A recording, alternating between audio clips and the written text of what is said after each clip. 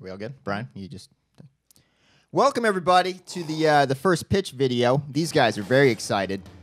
We're getting started. Go! You're theming here. Hold on. Okay. Hold on. I got to give some backstory here. So for this one, guys, if you're familiar with the Wanger show, you know I've pitched 2 Pokemon movies in the past.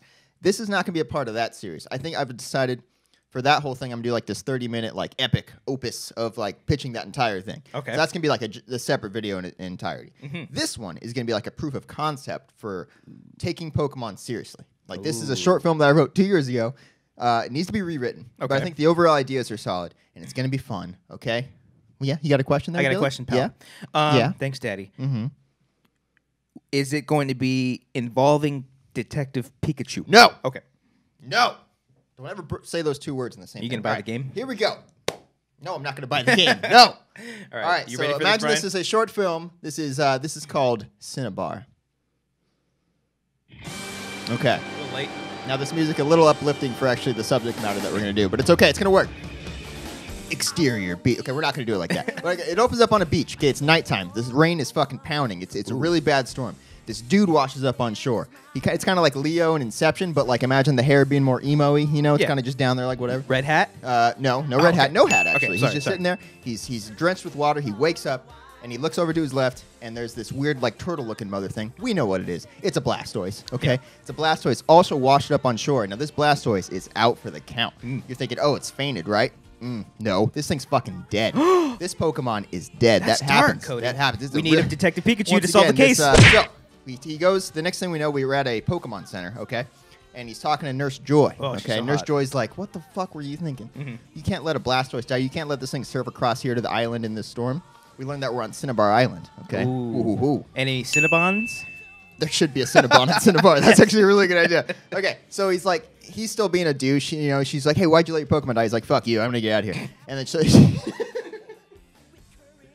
okay, so she gives him. She's like, "I was able to at least get it in the Pokeball, so you can take the Pokeball back." Yeah. And he stares at it, and he gets all sad and shit. He's still looking all emo and whatnot. So he leaves, and he goes to walk around. The town's pretty much deserted because it's like Hawaii during a crazy storm. You know, it's like it's gonna be empty. It's really dangerous. And he goes up. He sees the Cinnabar Gym, which is basically like a 24-hour fitness spot with Cinnabar Gym on it. Okay. Okay. And the door's locked. It says gym's closed for whatever reason. And he's like, come on. And this guy comes up and he's like, "Okay, the gym's closed. Can't you read or whatever?" He's like, "Fuck you, let me in." And he's like, "Why is it closed?" And he's like, "Because of the accident." And he's like, "What accident?" He's like, "Are you not watching the news?" So he looks over and he sees that the Pokemon Mansion, which is this famed mansion on Cinnabar Island, is fucking destroyed. It's creepy, man. It's nighttime. It's raining through there. There's cops and shit all over it. And he's looking over there and he's like, Officer Jenny's. There's a lot of Officer Jennies. There's like an army of Jennies. Oh. A Jenny army is what we're dealing with here. So he pulls out. He pulls out. LOL. All right. So he pulls out his Pokeball and he lets out his Arcanine, which is that cool looking dog, like wolf looking motherfucker.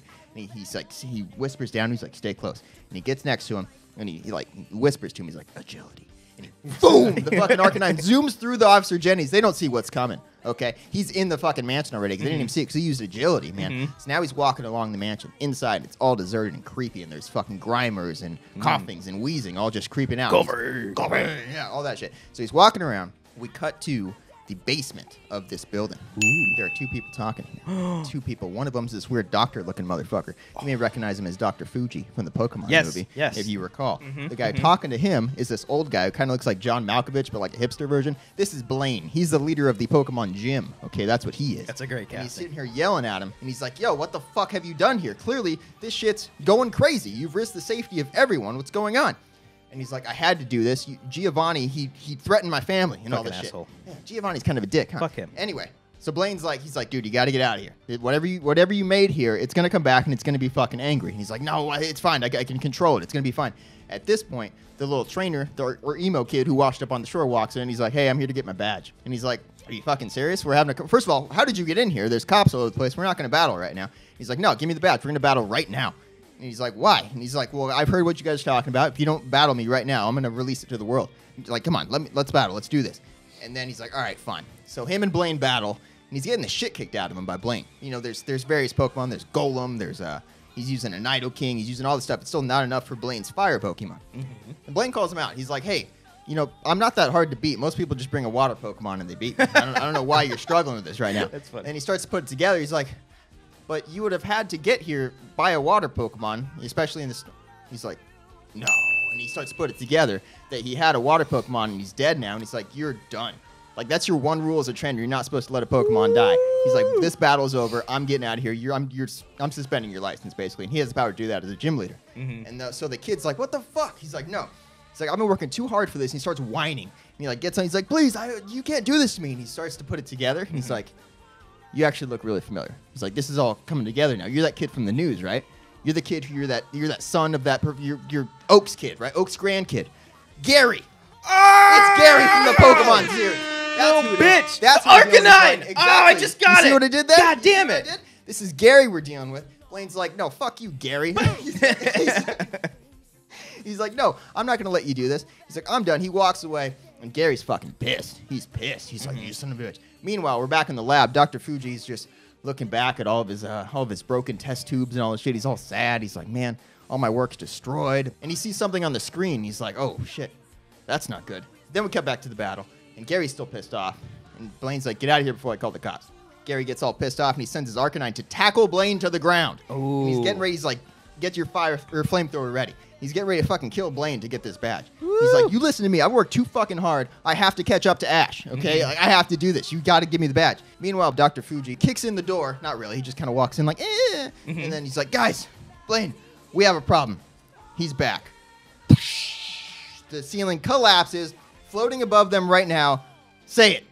Aerodactyl. No, it's Mewtwo. Oh, damn he it. created the Mewtwo in this lab. Oh, okay. And now Mewtwo is pissed because he's got this. He's basically this like a Jurassic World type thing where this monster is like doesn't know what the hell is going on, but he was created. And the super power from Mewtwo is about to fuck shit up. He puts up his beams and then cut to black.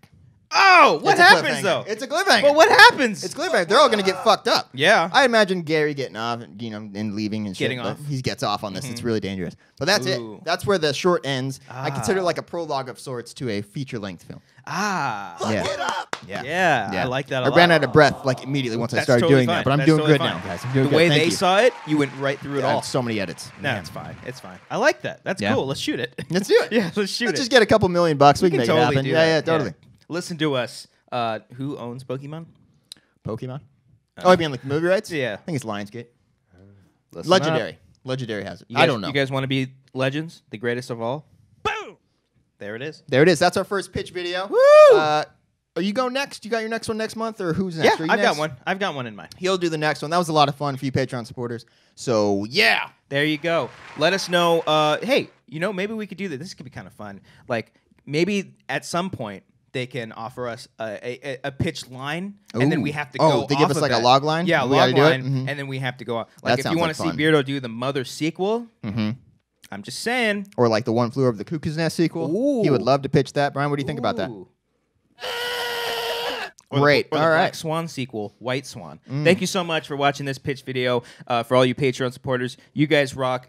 Please spread the word about Wangers on Patreon if they want to see more things like this. We may or may not upload this on YouTube at some point just to see if people dig it and if they want to come in on the Patreon, because if we do that, it's just going to be the one-time thing, and then it's just Patreon exclusive. Yeah, so. yeah. I like the idea of it being exclusive for you guys. You Yes. know? You guys, work hard for this shit. So, Thank glad you. to give this to you. Pitch yourself. Oh, pitch yourself. Yeah?